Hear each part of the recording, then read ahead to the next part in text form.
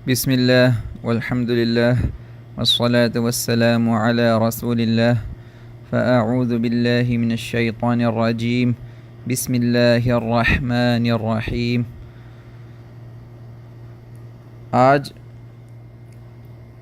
ہماری اردو سیریز تجوید القرآن کا تیسرا درس ہے، جس میں ہم الاستعاذہ اور بسملہ کے احکام سیکھیں گے۔ الاستعاذہ کہتے ہیں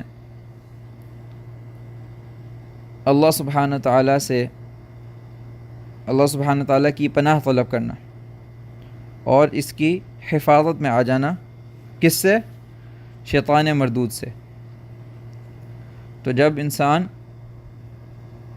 قراءت کے وقت، قرآن کے قراءت یا تلاوت کے وقت استعاذہ پڑھتا ہے تو ایسے ہے کہ جیسے وہ اللہ سبحانہ تعالیٰ کی پناہ میں آ گیا، مطلب وہ اللہ سبحانہ تعالیٰ سے پناہ طلب کر رہا ہے اور وہ پناہ میں آ گیا انشاءاللہ۔ اس کے مختلف صیغے ہیں جو علماء نے بیان کیے ہیں۔ ان میں سے سب سے جو مشہور صیغہ ہے وہ ہم سب جانتے ہیں، اعوذ باللہ من الشیطان الرجیم، اعوذ باللہ من الشیطان الرجیم، اور یہی صیغہ ہے جو تمام قرآن نے اختیار کیا ہے۔ اور اسی طرح اگر کوئی قاری چاہے تو وہ کسی دوسرے صیغے میں بھی استعاذہ پڑھ سکتا ہے، اس میں کوئی حرج نہیں۔ اس کے کچھ دوسرے صیغے یوں ہو سکتے ہیں، اعوذ باللہ السمیع العلیم من الشیطان الرجیم، یا پھر اعوذ باللہ من الشیطان الرجیم ان اللہ هو السمیع العلیم، یا پھر اعوذ باللہ العظیم بوجہہ الکریم وسلطانہ القدیم من الشیطان الرجیم۔ یہ سب کے سب جائز ہیں کیونکہ یہ نبی صلی اللہ علیہ وسلم سے مختلف صیغے ہمیں ملتے ہیں۔ استعاذہ کی مختلف حالتیں ہیں۔ یہ کبھی جہری حالت میں پڑھا جاتا ہے یعنی اونچی آواز میں، اور کبھی سری حالت میں یعنی آہستہ آواز میں۔ تو وہ حالتیں جب استعاذہ کو اونچی آواز میں پڑھا جاتا ہے وہ کیا ہیں؟ ان میں سے سب سے پہلے تو یہ کہ جب آپ کسی محفل میں قراءت کریں تو ضروری ہے کہ مستحب ہے کہ آپ اونچی آواز میں استعاذہ پڑھیں۔ وہ اس لیے تاکہ اس محفل میں بیٹھے ہوئے تمام لوگوں کو پتہ چل جائے کہ قرآن کی تلاوت شروع ہونے والی ہے۔ اسی طرح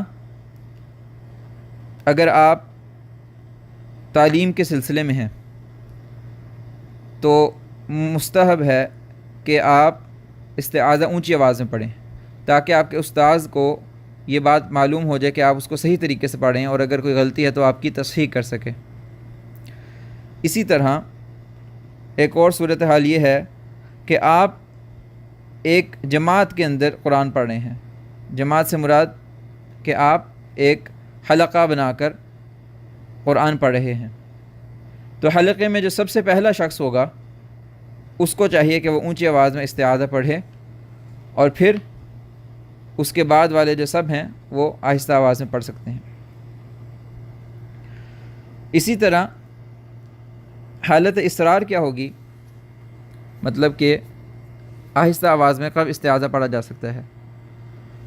اس میں سب سے پہلے تو ہے نماز، چاہے آپ امام ہوں یا چاہے آپ مقتدی ہوں، دونوں صورتحال میں نماز کے اندر استعاذہ آہستہ آواز میں پڑھا جاتا ہے۔ اسی طرح اگر آپ اکیلے بیٹھ کر تلاوت کر رہے ہیں تو آپ آہستہ بھی پڑھ سکتے ہیں اور اونچی بھی آواز میں پڑھ سکتے ہیں۔ حتیٰ کہ اگر آپ نے تلاوت اونچی آواز میں بھی کرنی ہے تو پھر بھی استعاذہ کو آپ آہستہ آواز میں یا سری حالت میں پڑھ سکتے ہیں۔ اور اسی طرح جب آپ ایک جماعت میں، مطلب ایک حلقہ بنا کر ایک قرآن سیکھ رہے ہوں اور آپ پہلے شخص نہیں ہیں جس نے تلاوت کرنی شروع کی، تو تب بھی آپ آہستہ آواز میں استعاذہ پڑھ سکتے ہیں۔ میں یہاں پر ایک بات کی وضاحت کرنا چاہوں گا کہ استعاذہ کو آہستہ پڑھنا اور اونچا پڑھنا، اس کا مطلب یہ ہرگز نہیں کہ استعاذہ نہیں، یعنی کہ آہستہ پڑھنے سے کچھ لوگ مراد لے لیتے ہیں کہ استعاذہ نہ پڑھا جائے تو ٹھیک ہے۔ اس سے یہ مراد ہرگز نہیں کہ اگر دائرے میں یا حلقے میں آپ پڑھ رہے ہیں تو اگر پہلے شخص نے اونچی پڑھ لیا تو باقی سب پہ پڑھنا ضروری نہیں، اس کا یہ مطلب بالکل نہیں۔ اس کا مطلب یہ ہے کہ اگر پہلے شخص نے اونچی آواز میں پڑھا تو آپ اس کو آہستہ آواز میں پڑھ لیں گے، اپنے دل میں پڑھ لیں گے، اپنے منہ میں پڑھ لیں گے، مگر اس کا مطلب یہ نہیں کہ آپ پڑھیں گے نہیں۔ پڑھنا آپ کے لیے الگ سے ضروری ہے، اس کا حکم آگے آ رہا ہے۔ تو چلتے ہیں اب اس کے حکم کی طرف کہ اس کا حکم کیا ہے۔ تو سب سے پہلے تو دیکھتے ہیں کہ اس کا حکم تلاوت شروع کرتے ہوئے کیا ہے۔ اس میں جمہور علماء کا جو موقف ہے قرات میں کے بارے میں، جمہور قراء کا موقف یہی ہے کہ یہ مستحب ہے، چاہے آپ نماز کی حالت میں ہو یا نماز سے باہر ہوں، کیونکہ جو اللہ سبحانہ تعالیٰ کی نے قرآن میں آیت فرمائی ہے فَإِذَا قَرَأْتَ أَعُوذُ بِاللَّهِ مِنَ الشَّيْطَانِ الرَّجِيمِ فَإِذَا قَرَأْتَ الْقُرْآنَ فَاسْتَعِذْ بِاللَّهِ مِنَ الشَّيْطَانِ الرَّجِيمِ، سورۃ النحل کی آیت نمبر 98 ہے یہ۔ تو اس میں جمہور علماء کا یہ موقف ہے کہ یہاں پر یہ مستحب ہے پڑھنا، اور اگر کوئی اس کو چھوڑ دیتا ہے تو وہ گناہ گار نہیں۔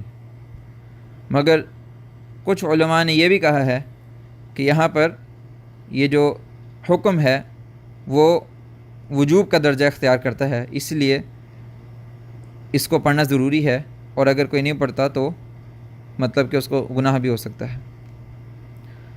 تو واللہ عالم، مگر چونکہ جمہور کا موقف یہ ہے تو اس لیے اس معاملے میں آپ کسی کے اوپر زیادہ سختی نہیں کر سکتے کہ اگر کوئی نہیں پڑھتا تو اس کے اوپر ہم کوئی فتویٰ نہیں لگائیں گے، مگر وہ جمہور کا موقف ہی انشاءاللہ اختیار کرا ہے۔ مگر بہتر ہے دونوں سب علماء کے اس میں تو کوئی شک نہیں کہ اتفاق ہے آپس میں کہ بہتر یہی ہے کہ استعاذہ کو پڑھا جائے تلاوت کے شروع میں۔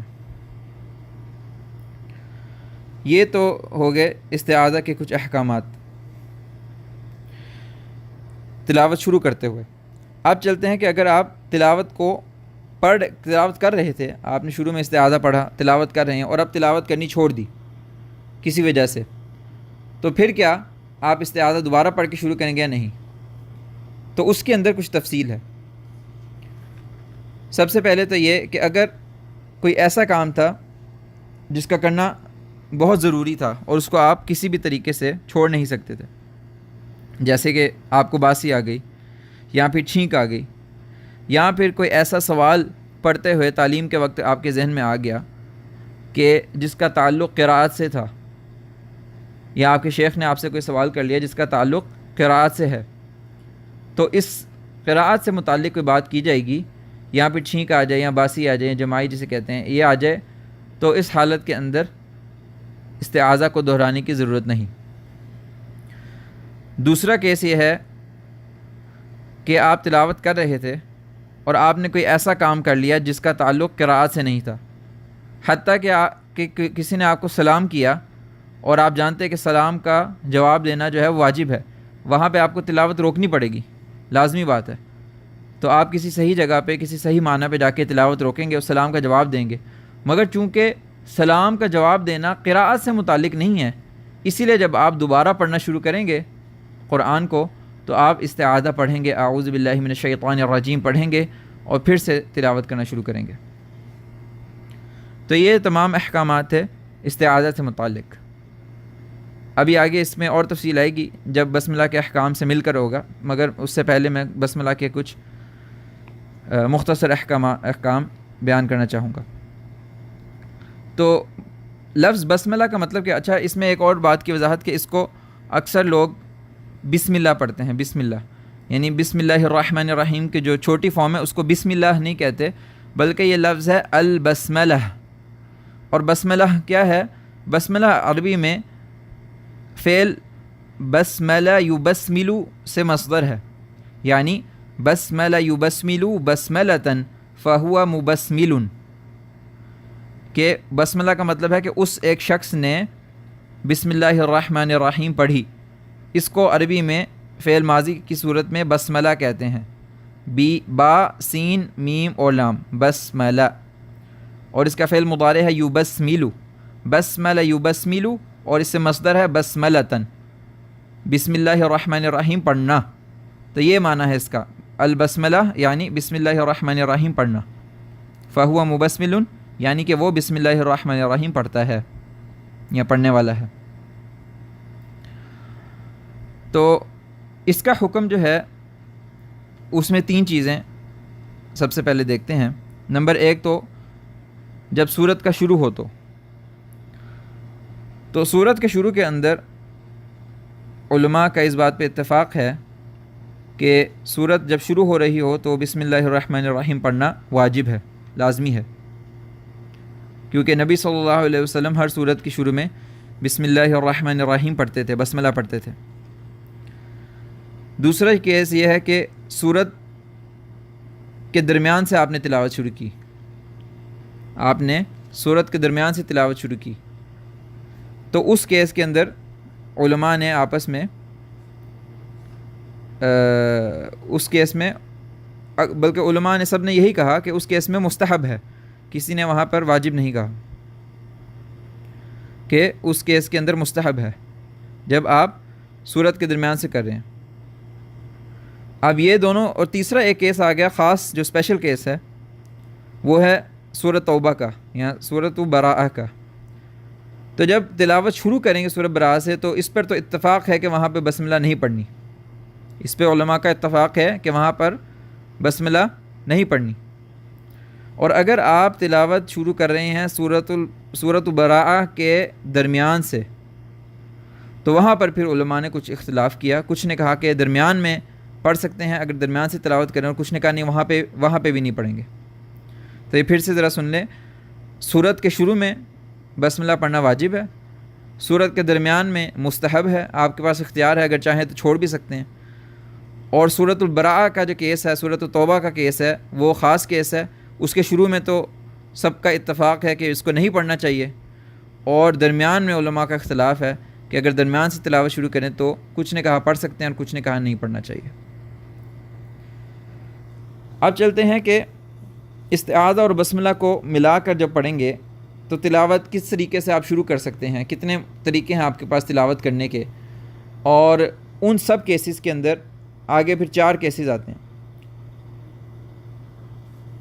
تو سب سے پہلا کیس تو یہ ہوگا کہ آپ تلاوت شروع کریں گے اور اس وقت سورت کی بھی ابتدا ہوگی، یعنی کہ ابتداء القراءۃ من اول السورہ، آپ نے قراءت شروع کی کسی سورت کے شروع سے.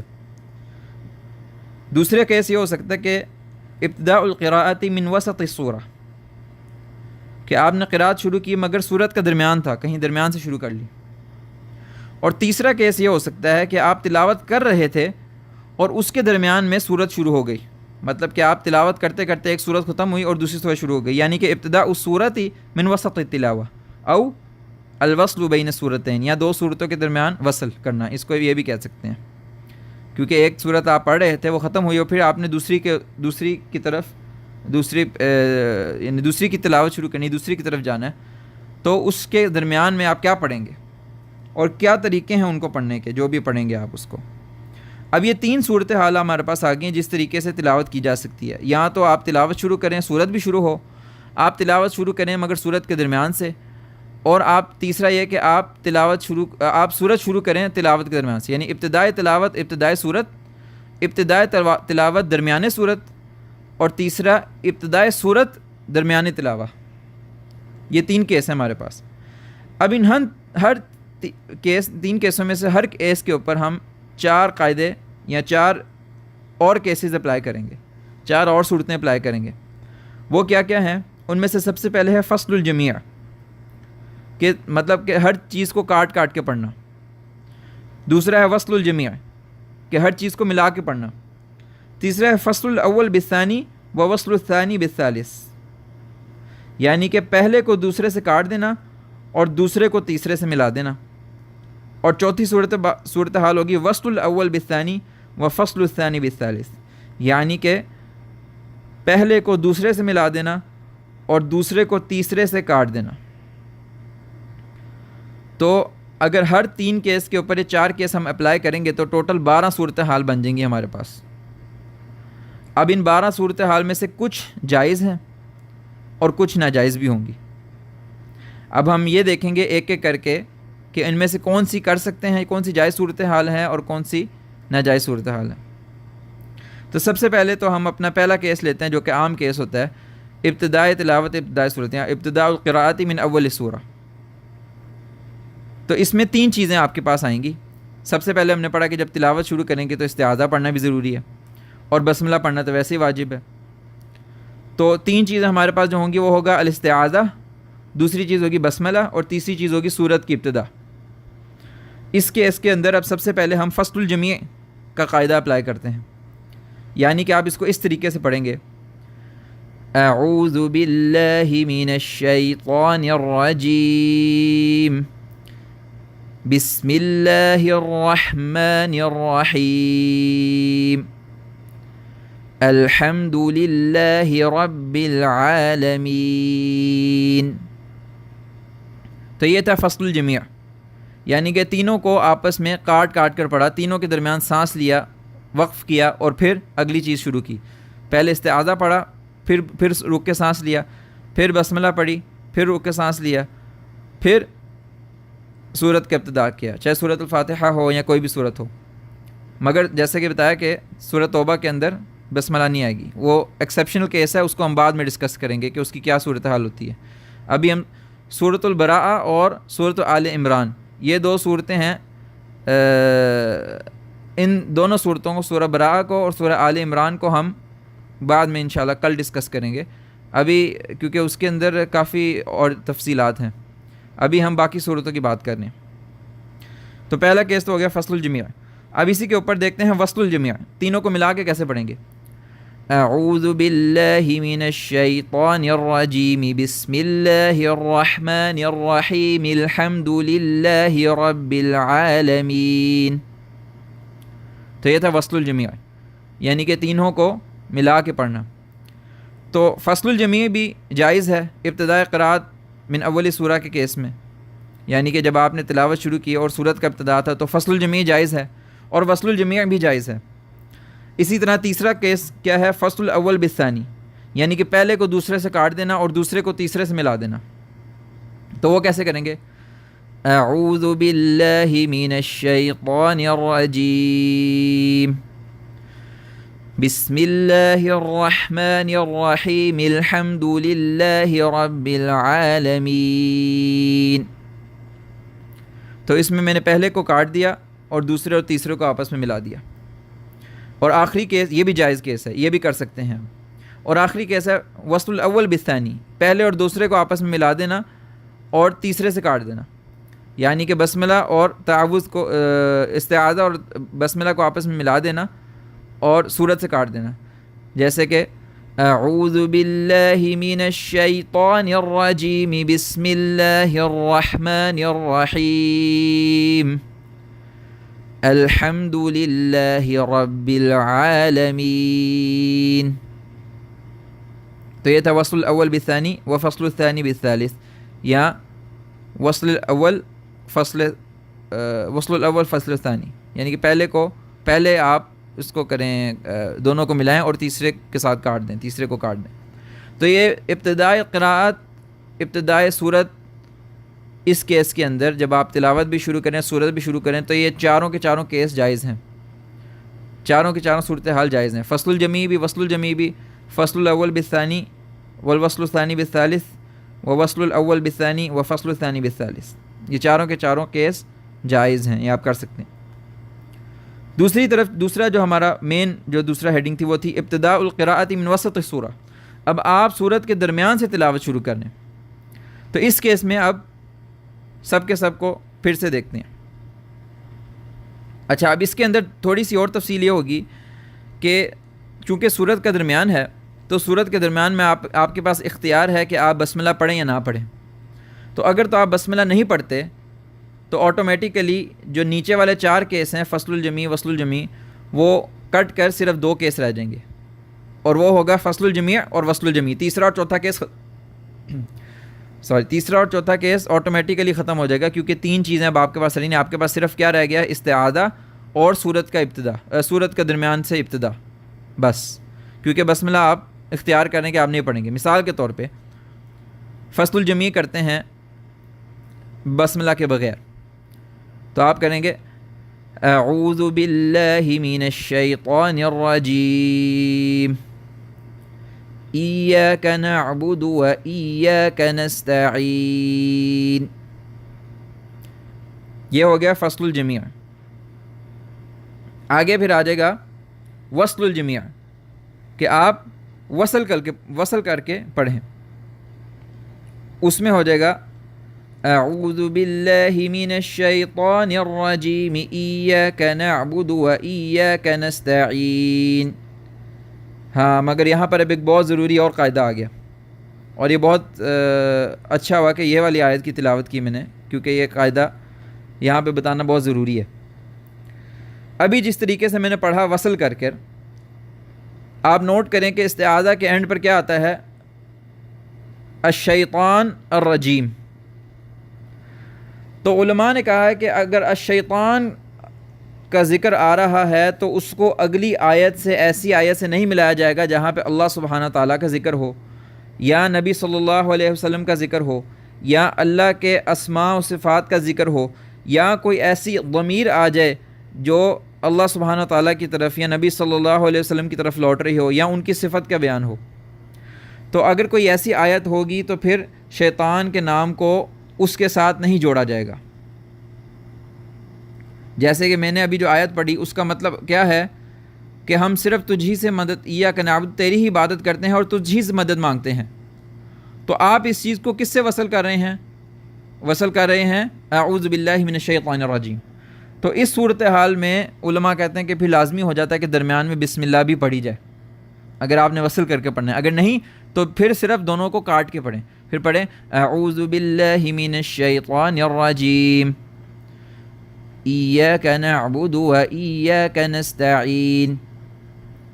کیونکہ جب ملا کے پڑھیں گے تو شیطان الرجیم کے بعد فوراً کیا چیز آ جائے گی کہ صرف تیری ہی عبادت کرتے ہیں اور تجھی سے مدد مانگتے ہیں. اور یہاں پہ کس کی بات ہو رہی ہے؟ اللہ کی بات ہو رہی ہے آف کورس. تو اس لیے یہ چیز کرنا ٹھیک نہیں ہے. تو اگر آپ استعاذہ اور سورت کے درمیان میں وصل کر رہے ہیں تو اس میں یہ چیز کا بڑا خیال رکھنا ہے. اچھا، اسی طرح اگر آپ نے بسم اللہ بیچ میں ایڈ کی ہوئی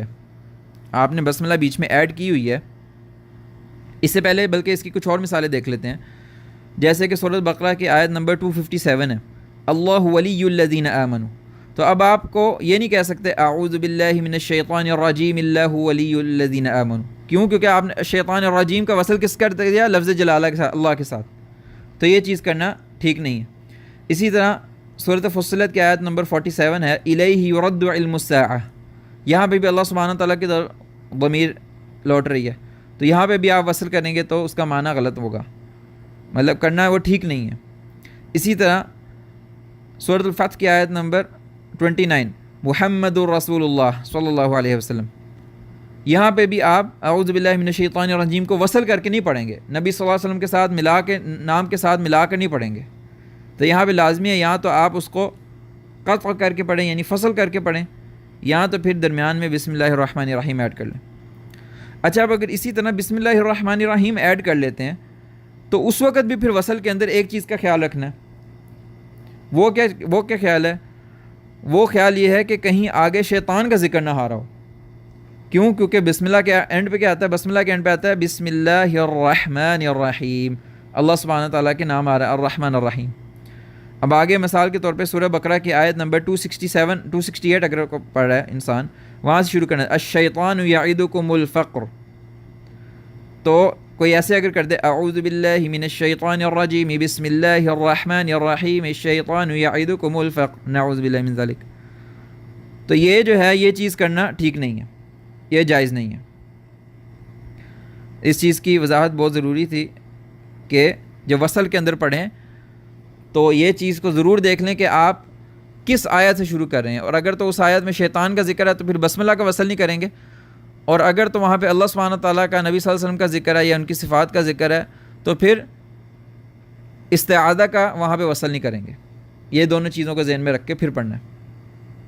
اچھا تو یہ دونوں کیسز ہو گئے. یہ بات جو ہماری چل رہی تھی وہ چل رہی تھی اس وقت ابتداء القراء من وسط سورہ کی، کہ قراءت کی ابتدا کرنا سورت کے درمیان سے. اور اس کے اندر ہم جو کیس ڈسکس کر رہے تھے کہ اگر ہم اختیار کریں کہ ہم نے بسم اللہ نہیں پڑھنی تو پھر کیا کریں گے. اچھا اب چلتے ہیں کہ ہم نے بسم اللہ پڑھنی ہے. اگر ہم نے بسم اللہ پڑھنی ہے تو پھر اسی طرح 4 کیسز ہوں گے. ہم چاروں کے چاروں کو دیکھیں گے کون سا ٹھیک ہے کون سا نہیں ٹھیک.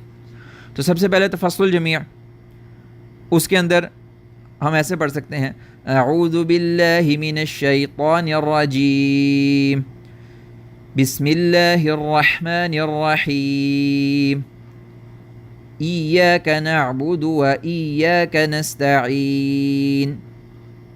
تو یہ کیس بالکل ٹھیک ہے. اسی طرح وصل الجمیع اعوذ باللہ من الشیطان الرجیم بسم اللہ الرحمن الرحیم ایاک نعبد و ایاک نستعین.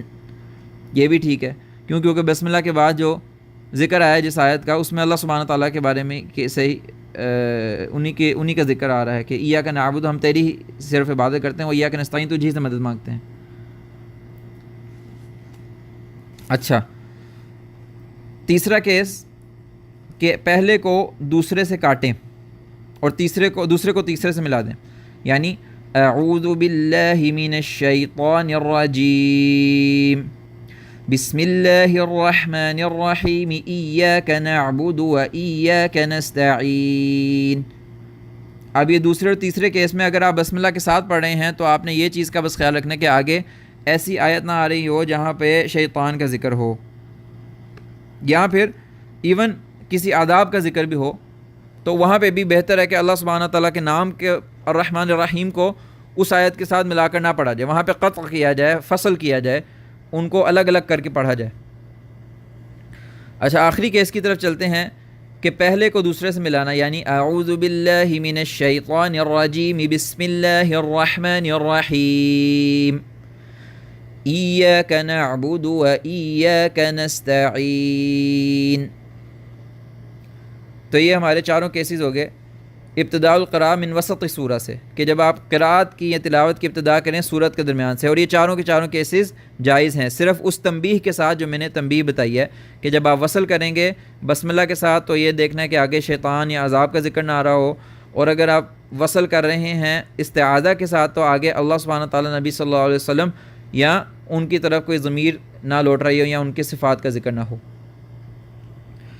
اچھا تیسرا اور آخری کیس، اور پھر اس کے اندر یہ چاروں سب کیسز ڈسکس کریں گے. تیسرا اور آخری صورتحال ہمارے پاس ہے ابتداء السورۃ من وسط تلاوہ او الوصل بین صورتین. 2 صورتوں کے درمیان وصل کرنا، ان دونوں کو آپس میں ملا کے پڑھنا. ادھر وصل سے مراد ملا کر پڑھنا نہیں ہے خاص طور پہ، ادھر وصل سے مراد ہے کہ انتقال آپ سمجھ سکتے ہیں کہ ایک منتقل ہونا ایک صورت سے دوسری صورت کے اوپر. اچھا اس میں سب سے پہلے اگر آپ فصل الجمیع کا کیس دیکھیں تو کیسے ہو سکتا ہے. مثال کے طور پہ آپ سورۃ الکافرون ختم کر رہے ہیں مثال کے طور پہ، اور اس کے بعد قل هو اللہ احد سورۃ الاخلاص شروع کریں ہیں، تو آخری آیت سورۃ الکافرون کی کیا ہے؟ لکم دینکم ولی دین. تو آپ فصل الجمیع کریں گے تو ایسے پڑھیں گے لکم دینکم ولی دین بسم اللہ الرحمن الرحیم قل هو اللہ احد. تو یہ تھا فصل الجمیع کہ آپ نے ایک صورت ختم کی، اس کے بعد بسم اللہ پڑھی اور پھر دوسری صورت شروع کی اور تینوں کو آپس میں کاٹ کے پڑھا. آپ چلتے ہیں وصل الجمیع کی طرف. یہ فصل الجمیع جو ہے جائز ہے. آپ چلتے ہیں وصل الجمیع کی طرف، مطلب کہ آپ ایسے پڑھیں گے لکم دینکم ولی دی.